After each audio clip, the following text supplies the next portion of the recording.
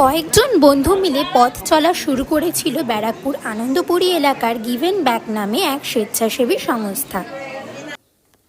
দুর্গাপুজোর আগে তাদের উদ্যোগেই অর্থনৈতিকভাবে পিছিয়ে থাকা ছাত্রছাত্রীদের মধ্যে নতুন পোশাক বিতরণ করা হয়। বিভিন্ন স্কুল থেকে তাদের নামের তালিকা নিয়ে এবং তাদের পোশাকের মাপ নিয়ে নতুন পোশাক কেনা হয়। প্রায় 400 জন ছাত্রছাত্রীকে এই নতুন পোশাক প্রদান করা হয়। সেই সঙ্গে দেওয়া হয় পুজো উপলক্ষে কিছু হাত খরচ এবং মিষ্টি। সমস্ত ধর্মের মানুষের উপস্থিতি ছিল চোখে পড়ার মতো। সংগঠনের পক্ষ থেকে জানানো হয়, উদ্দেশ্য বলতে আমাদের সবসময় আমরা এর আগেও অনেক কাজ করেছি। এর আগে অনাথ আশ্রমে যাওয়া, তাদের সেখানে সকলের সাথে খাওয়া দাওয়া করা, তাদের পুজোর মাঝখানে একদিন কিছু খাওয়া দাওয়া করা, ওদের কিছু খেলনা কিনে দেওয়া বা কিছু কিনে দেওয়া, ওদের প্রয়োজনীয় জিনিস। তো এই সমস্ত কিছু থেকে আমাদের এই উদ্যোগটা প্রথমে শুরু হয়েছিল। বিভিন্ন অনাথ আশ্রমে আমরা যেতাম, এরকম বেশ কিছু বাচ্চাকে বেছে নিয়ে একদিনের ব্যবস্থা করা। সেইটা থেকে আস্তে আস্তে জিনিসটা পরিবর্তিত হলো এই দিকে। তো আমরা তখন দেখলাম যে খাওয়া দাওয়াও চলছে, খাওয়া দাওয়াও হবে, তার সাথে যদি আরেকটু কিছু করা যায়, সেই থেকে শুরু। এবং এবছর 11 বছরে আমাদের পদার্পণ করবে আমাদের এই উদ্যোগ।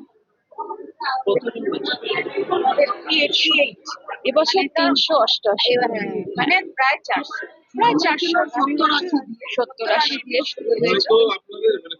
কোন বাচ্চাদের বেছে নিয়েছে? এটা হচ্ছে বেশিরভাগ আন্ডার প্রিভিলেজ মোস্টলি। আমার নাম শ্রাবস্তী মুখার্জি।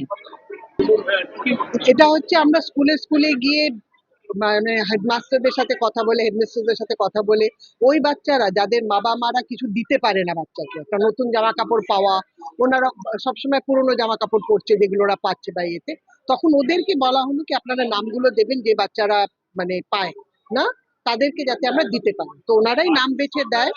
বাবা কাজ করে না, মা কাজ করে বা ওই রকম করে সেই বাচ্চাদের দেওয়া।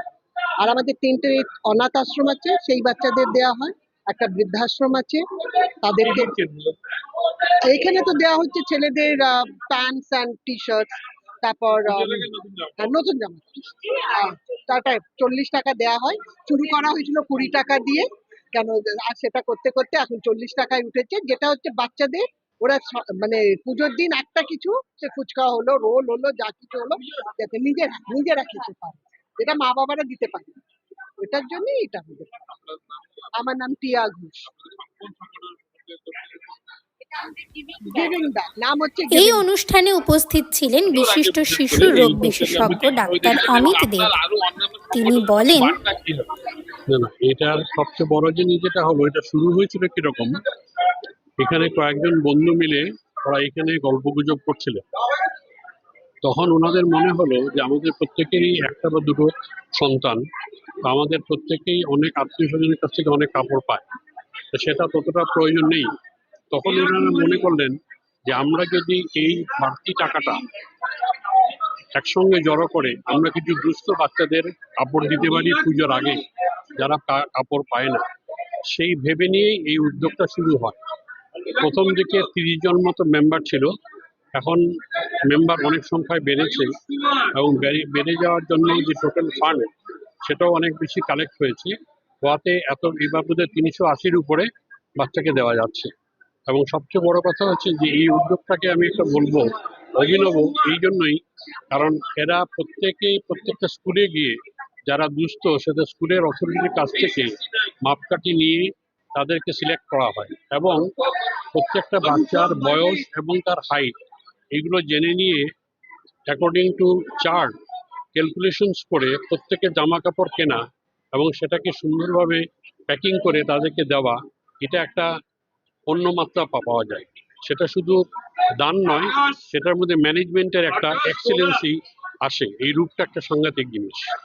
আর এই জিনিসটা দেওয়াতে আমার মনে হয় যে অন্ততপক্ষে এই দুস্থ বাচ্চারা পুজোর সময় অন্ততপক্ষে জামা কাপড়টা পেয়ে ওদের মধ্যে একটা আনন্দ হবে, সেটা অনেক বড় জিনিস। কারণ আমরা তো সবাই একজনকে খুঁজে পেতাম না, সমাজের মধ্যে স্কুল থেকে প্রায় 16টা স্কুল থেকে এতগুলো বাচ্চাকে কালেক্ট করে দেওয়া, এটা একটা সমাজের প্রতি আনন্দ বার্তা যে আমরা যেরকম দিতে পারছি সেরকম অন্যান্য লোক যদি নিজেদের উদ্যোগেও সেভাবে আরো কিছু মানুষকে দিতে পারে, তাহলে আমার মনে হয় পুজোয় একটা সত্যিকারের উপহার দেওয়া হবে।